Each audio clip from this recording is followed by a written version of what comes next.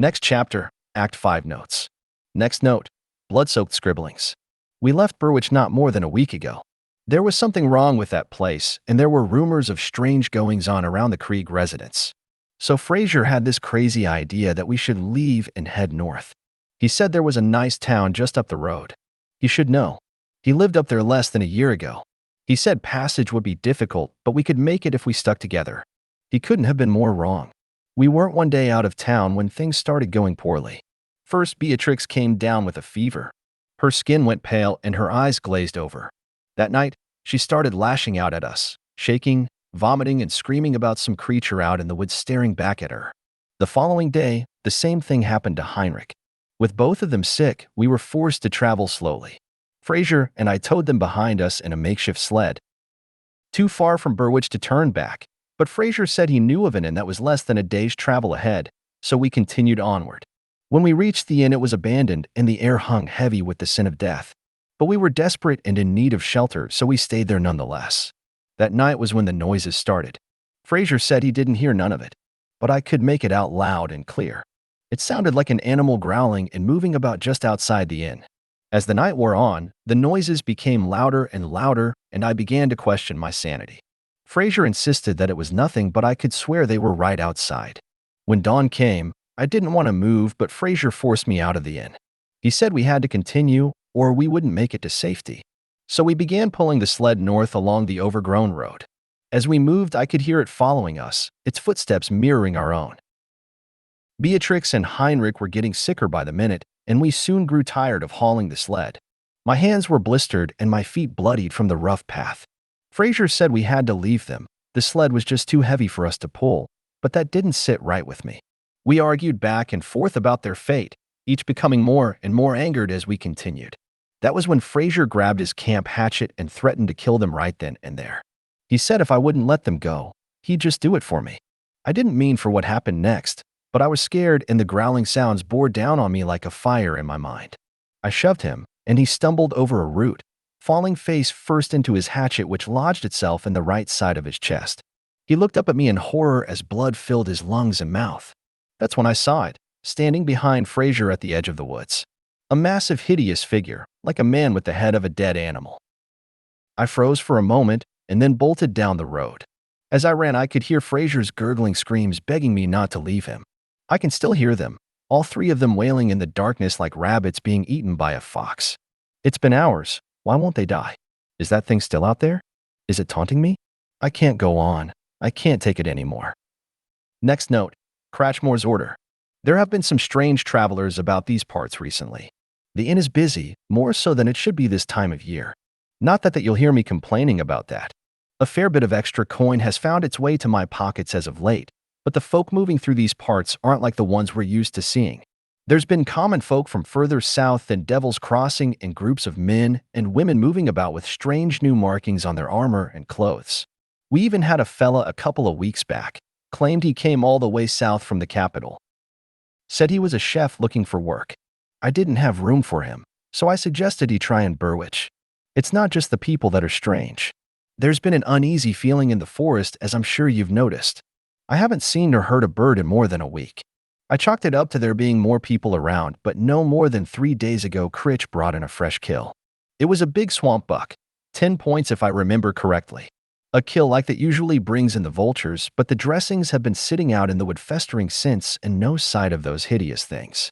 If it sits out much longer, it'll draw out Caraxes for sure. I swear that crusty old bastard has doubled in size and gotten twice as ugly since I last saw him. He's been up around the inn twice in the last year, stealing things. Supposedly, he even took a milk cow from Gretchen's stable. I shouldn't like to think what happened to that poor thing.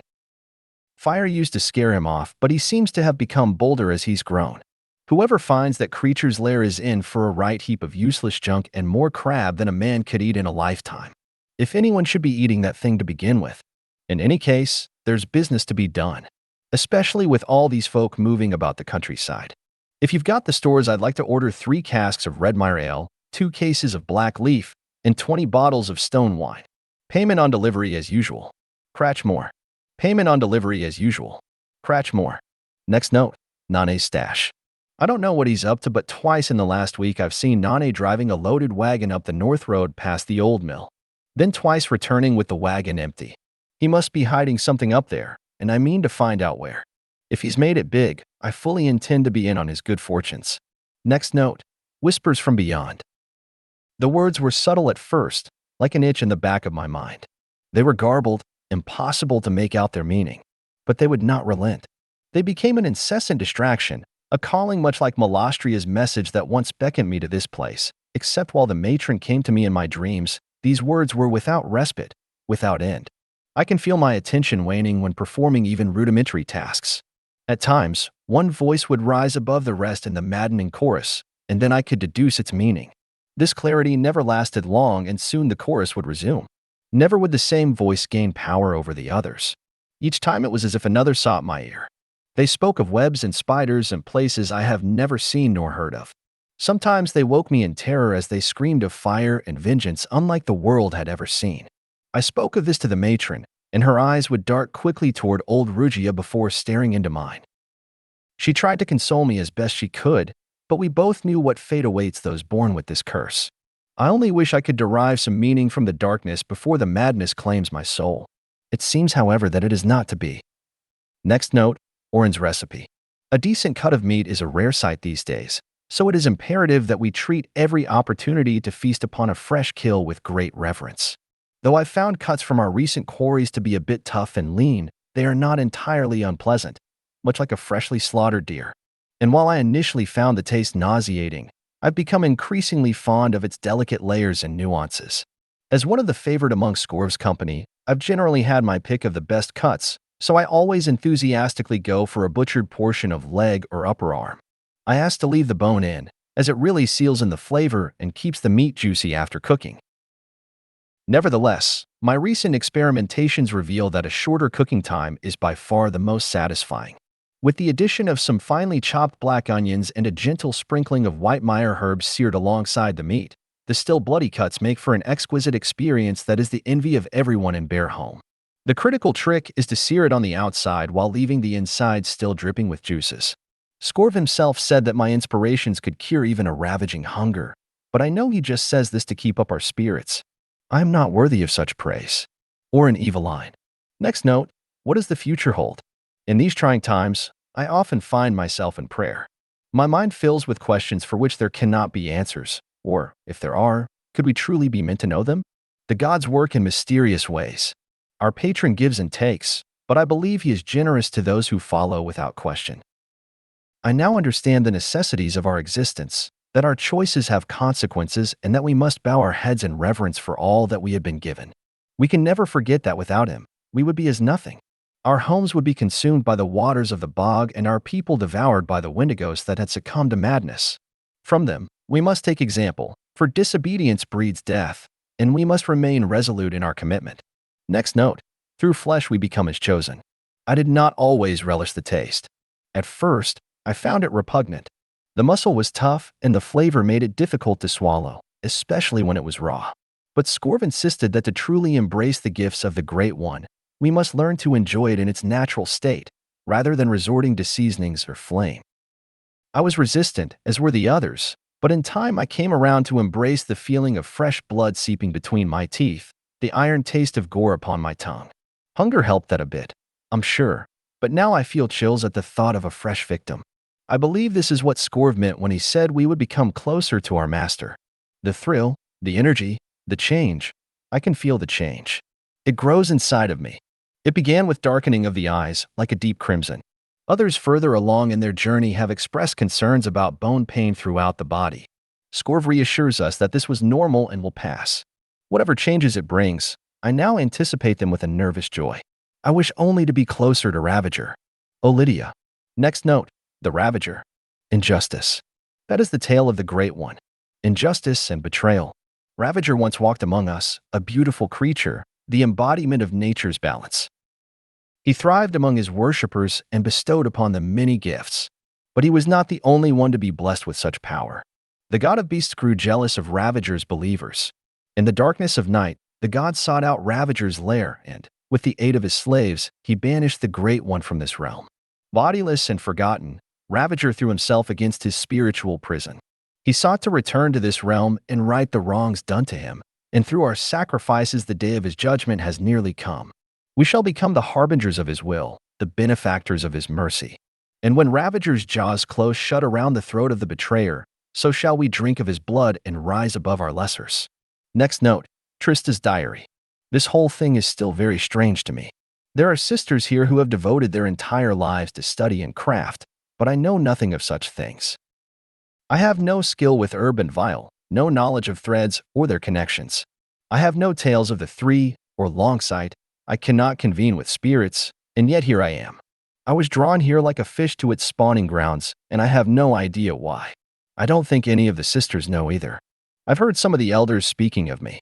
There was no disdain in their voices, but they too are at a loss for what purpose I have in this place. I have learned many things in my short time here, and, despite my apparent lack of direction, I intend to absorb as much information as this place will give me. There is a great deal of history in this coven. I've overheard the eldest sister speaking of a time when it was first formed, a time when its members were fearless and driven by a hunger for knowledge. They unveiled secrets hidden from mankind, learned of sources of immense power. Together, they achieved things the rest of us dream of, but it came at a heavy price. Their hubris drew the ire of the three, and nothing was ever the same. My contemporaries speak of that time in hushed tones, but to be honest, I am envious of them. They must have felt such drive, such clarity of purpose. Is it truly so wrong to pursue lost knowledge? I will not rest until I have uncovered their secrets, until these places of power are once again within our grasp. The witch gods be damned. But as I walk among my sisters, I realize that there are those among us who look up to the three with reverence. Through them, the gods retain their unbroken gaze upon this place and our actions. I must be discreet and unassuming. The mantle of an ill-directed, purposeless new recruit shall suit me well, for now. Next note, Mysteries of Ugdenbog. By decree of the Emperor of Aurin himself, I and my esteemed colleagues were to set out into the wider empire and catalog the flora and fauna of its vast domain. Little did I think of it at the time, but not all assignments are created equal, as I write this from the dank and foreboding murk of the Ugdenbog, outside of the town of Berwick. In the 3 weeks since my arrival, I've already lost 2 of my escorts too, and I am being dead serious here. Plants. Empyrean forsaken plants. I might add that my specialty has always been in the acute impact of arcane energies upon natural life, not on whether a particular vine is capable of dismembering a man in 2 while a large bloom consumes another of my team whole. If I were not weeks out from Aurin, I would have requested reassignment. The journey was not without merit, however, as I did observe some peculiar phenomena along the way, creatures that, while seemingly natural, did not exhibit the standard range of phenotypes one would expect from this region, almost as if they've been plucked out from another place and relocated here within an instant. Most fascinating of all has been the talk of the camp for days now, a creature the locals have named Kraval, the Ancient of the Waters. Thus far, we've caught but a glimpse of one of its massive tentacles. I can only guess as to the full size of the beast, but it is enormous and quite unlike anything else found within the waters of Ugdenbog. Our journey had brought us to what I suspect is its underwater lair, and my inquisitor companion immediately began complaining of headaches much like those she's experienced when near heavy concentrations of eldritch magic. This combined with its unusual appearance leads me to conclude that this creature, and others like it, are eldritch in nature. But are these manifestations the fickle playthings of the witch gods, or perhaps something else entirely? Galad Nico, Imperial Archivist. Next note, Writings of Yeathleanis. We hoped that prayer and ritual would protect us, that distance would play in our favor. But even in these remote temples, the hubris of our oligarchs and the grand deception of the necromancer finds us. I watch as the elders of my order descend hopelessly into endless madness, and the youngest among us pray for death that will never come. But I find power in eternity. I focus my mind on ancient texts, rituals, learnings of those who came before. There is more knowledge than even immortality will permit me to retain. And so, as my body fails me, I pray only that my mind sustains. Where a ritual that bound us to this cursed fate exists, there must also be knowledge that will undo our cruel bonds. Time is on my side. I will find the answers. Next note, Gifts of the Gods. We thought ourselves wise, masters of this craft. But arrogance often precedes tragedy. With the altar of Radish, we transcended the rudimentary spellcrafting of our predecessors. We made ourselves younger, stronger, more powerful, but all that paled in comparison to the full potential of the altar. We reached beyond the mortal realm, binding spirits to our will and forcing them to divulge ancient secrets. But even that was not enough. We needed more, and we knew just where to find it: the Eldritch Realm. The Eldritch Realm is a strange reality, where the laws of the physical realm do not fully apply and magic runs rampant. The creatures within it are animal-like and yet not. Some are capable of rudimentary magic, some even speak in tongues we cannot fathom. But to us, it was the source of our great magic. To tap into this realm would mean powers beyond imagining. But such arrogant pursuits do not go without notice. It was on a full moon that we gathered. Together, we would use the altar and transcend into the Eldritch Realm. This was to be our greatest triumph, but instead it was to be our most humbling moment. At our command, the runes upon the altar began to glow, and then nothing. The spell spontaneously expired, and we were hurled back as a shockwave emanated from its center. Something had arrived. Before us stood three horrifying to behold beings. Their mere presence was nearly blinding, and their wrath was absolute. I was forced to watch as my sisters disintegrated in eldritch flames or melted as 1,000 eyes stared them into non-existence. Spiders enveloped another and devoured all but the bones. Only we three remained, frozen in terror as the gods we scorned branded us for our arrogance. Then, just as they had arrived, they vanished. At first, we wondered why we were spared, but in time we realized the truth. We lived so that no other would repeat our mistakes. If you are reading this, heed our warning. Turn back and leave this haunted place behind. Scour it from your memories, lest the gods return, their wrath unspent. Next note: Mogdrogen's Ruminations. Recent events bring trouble to my heart. A mortal, one of the Arelin inquisitors they call Kaiman, has stumbled upon something. Something ancient and forgotten. And like any imprudent mortal, he did not leave what should have remained forgotten alone. A mighty blaze now stirs deep beneath the Corvin Plateau. The beasts of Cairn are restless. They sense it too. To compound this mystery, the normally capricious false gods have gone curiously silent. I suspect they've receded to their pocket realm. The timing cannot be fortuitous. The witch gods are afraid. Their attention must be drawn to the same power that now consumes the souls of Kaiman and his chosen. The mortal's ardent worship feeds it, gives it strength and form. Rumblings among the humans speak of the mighty Empyrean's return, but I know that to be the false hopes of helpless wretches. The identity of this forgotten power eludes me, and yet it feels so familiar. What I am certain of, however, is that cataclysmic change is upon us. I have felt it in the earth, smelled it upon the wind. Forces I have not sensed in millennia yearn for vengeance and blood. I must gather my Rawari. The time approaches when their conviction will truly be tested.